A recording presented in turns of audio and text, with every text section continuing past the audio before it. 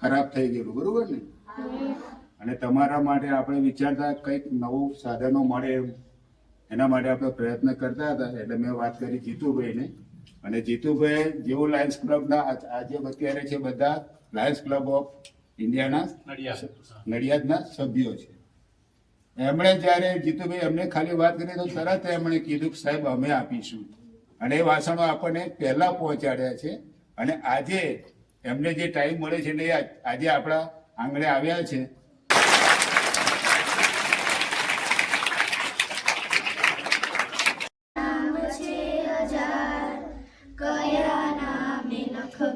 કંકોતરી હરિ તારા નામ છે હજાર, કયા નામે લખવી કંકોતરી. રોજ રોજ બદલે મુકામ, કયા નામે લખવી કંકોતરી. રોજ રોજ બદલે મુકામ, કયા નામે લખવી કંકોતરી.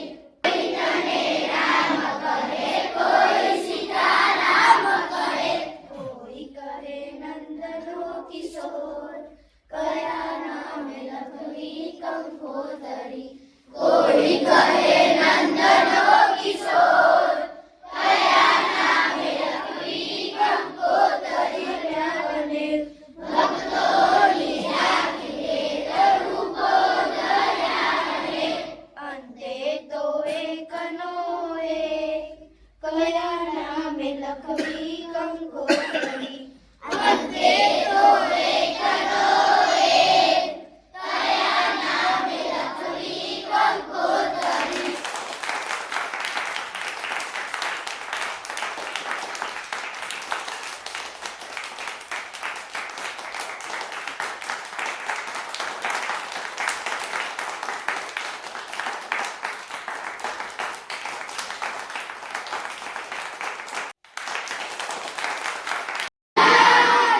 અમે કેમ આવ્યા છે, પ્રયોજન શું છે, લાયન્સ ક્લબ શું છે, આ કેમ પ્રોગ્રામ રાખ્યો છે એની સંપૂર્ણ માહિતી સૌથી પહેલા મારા મંત્રી શ્રી ભરતભાઈ સોની આપશે.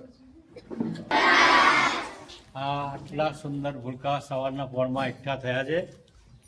ખૂબ ખૂબ આનંદ થાય છે અમને. અહીંયા આ સ્કૂલમાં આવતાની સાથે જ આપણા મુકેશભાઈ આચાર્ય અમને અમારું સ્વાગત તો કર્યું જ છે શબ્દોથી. અમારા મુકેશભાઈ આચાર્ય સિંહ સાહેબના આદેશથી સર્વે સ્કૂલની અંદર આખા વિશ્વમાં અને અત્યારે તો આ ઇન્ડિયામાં જ્યાં જ્યાં સ્કૂલો આવી નાની સ્કૂલો છે, બાળકો ભણી રહ્યા છે સુંદર, ત્યાં આગળ વાસણો આપવાની વ્યવસ્થા કરવાની અમને આદેશ મળ્યો હતો. અને તે મુજબ આજ રોજ અહીંયા આ પ્રસંગ આપણે રાખ્યો છે. લાયન્સ ક્લબને આ બધી પ્રવૃત્તિઓ ખૂબ જ ગમે છે. ધાર્મિક પ્રવૃત્તિઓ અને શાળાકીય પ્રવૃત્તિઓ, ટ્રી પ્લાન્ટેશન, શાળાના વિદ્યાર્થીઓને ડ્રેસ, શાળા પરીક્ષામાં જે પહેલા નંબરે પાસ થાય એમને સ્કોલરશીપ, આવી મોટી મોટી કક્ષાએ પણ અમે કામ કરી રહ્યા છીએ. એટલે સૌને આ યોજનાનો લાભ મળે એના માટે અમે આપણી સ્કૂલના મુકેશભાઈ આચાર્ય અને જીતુભાઈને ખૂબ ખૂબ આભારી છીએ. અને આજે અમે અમારા વતી અહીંયા આ તમને વાસણો અર્પણ કરતા અમને ખૂબ ખૂબ આનંદ થાય છે. પહેલા તો અમને જેણે અહીં લાયા, પ્રયોજન કર્યું, તો અમે કઈ રીતે અમને ભૂલી જઈએ. જીતુભાઈ આપ આવો. સમગ્ર લાયન્સ ક્લબ વતી જીતુભાઈનું સન્માન કરો.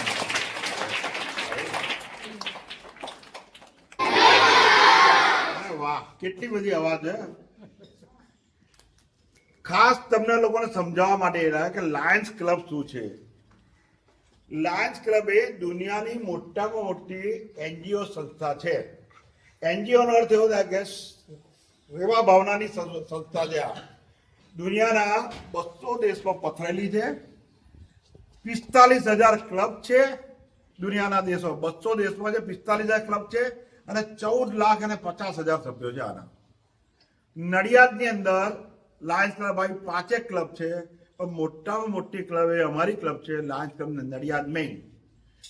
એક તો એ. બીજું, અમને આ કેમ આવ્યા છે, અમારે દર વર્ષે કંઈક ને કંઈક સેવાકીય પ્રવૃત્તિ કરવાની જ હોય છે. મારે ઉપરથી બી આદેશ હોય છે કે ભાઈ તમે સારી સારી પ્રવૃત્તિ કરો. તો એ સંદર્ભની અંદર અમારે આખું એક વીક હોય છે, અઠવાડિયું હોય છે. એટલે 4 તારીખથી 12 તારીખનો અમારે એક આ શિડ્યુલ છે. એ શિડ્યુલ અંતર્ગત સ્કૂલોની અંદર અમારે વાસણ આપવાનો એ સિસ્ટમ છે. તો સૌથી પહેલાં તો મેં જીતુભાઈ સાથે વાત કરી, તો એમણે મને આ સ્કૂલ બતાવી. તો સ્કૂલ બતાવીને સ્કૂલની અંદર મને પહેલાં તો એમ થયું કે આ સ્કૂલ મેં પોતે અંદર જોઈ નથી, પણ જ્યારે સ્કૂલમાં આવ્યો અને સ્કૂલની આટલી બધી હાજરી જોઈ અને બહેનોના જે બાળકોનો જે ઉત્સાહ છે એ બદલ તમને દરેકના ધન્યવાદ આપું. કેમ અમે આપીએ છીએ? દરેક સ્કૂલ મોટે ભાગે એમની અંદર જ જમવાનું ને બનાવતા હોય છે. તો જ્યારે વાસણ સારા હોય, સારા મીન્સ કે અમે જૂના બી આપીએ છીએ, નવા જરૂર હોય તો બી આપીએ છીએ. તો આ વખતે જે અમારા જે પ્રયોજનની અંદર છે, તો અમે આજે અમારી જોડે જે હતા વાસણો અમે આપને આપીએ છીએ, એ વાસણોનો સદુપયોગ તમે લોકો ખાસ કરજો. બાળકોને પૌષ્ટિક અને સારું ખોરાક અનાજ મળે એના માટેનો અમારો આ પ્રયત્ન છે. મને વિશ્વાસ છે અહીંના સંચાલકો પર, અહીંની બહેનો પર, દરેક પર, કે સારામાં સારું આજે અમે આપીએ છીએ તો એનું તમે અમને એ આપશો. હવે જે દાખલા તરીકે અમે આપી રહ્યા છીએ તો પ્રિન્સિપાલ સાહેબને કહું કે સાહેબ આવો અને જો સાહેબ ફૂલ લઈને ફૂલની પાંખડી તમારે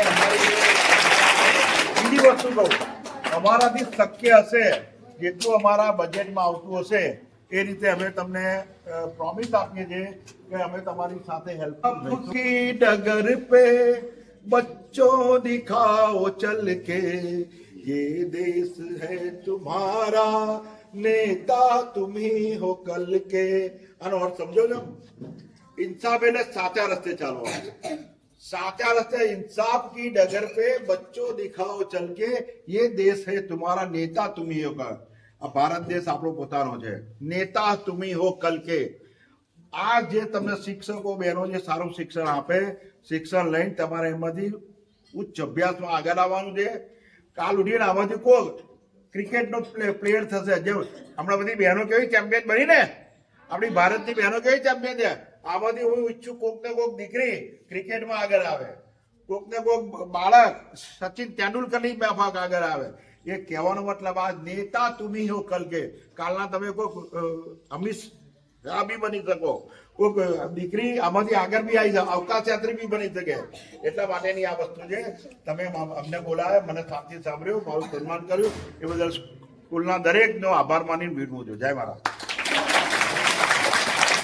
અત્યારે આપણને આપ્યું છે એ દાન નિસ્વાર્થ ભાવે, કોઈ પણ જાતની અપેક્ષા સિવાય કે અમને આવું કશું મળશે. હા, એમની જે અપેક્ષા છે કઈ છે કે તમે મોટા થઈને સરસ જગ્યાએ નોકરી કરો, મહિલા ક્રિકેટ ટીમ હોય કે પુરુષોની ક્રિકેટ ટીમ હોય કે અન્ય કોઈ પણ જગ્યાએ તમે તમારો વિકાસ કરીને એમાં આગળ વધો, એવી એમની જે શુભેચ્છા છે એ બધા એમનો ફરીથી આભાર માનું છું.